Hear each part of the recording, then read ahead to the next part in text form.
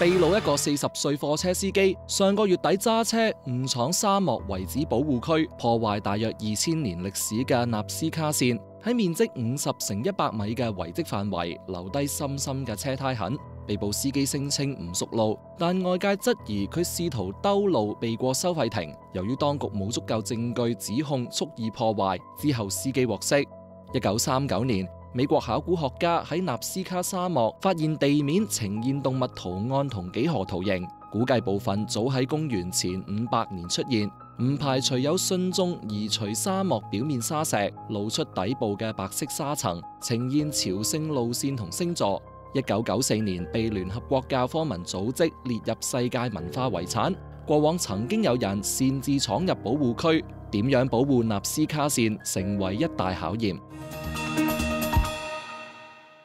環球新聞檔案汽油專享獨立門牌號碼之9套山峰特約。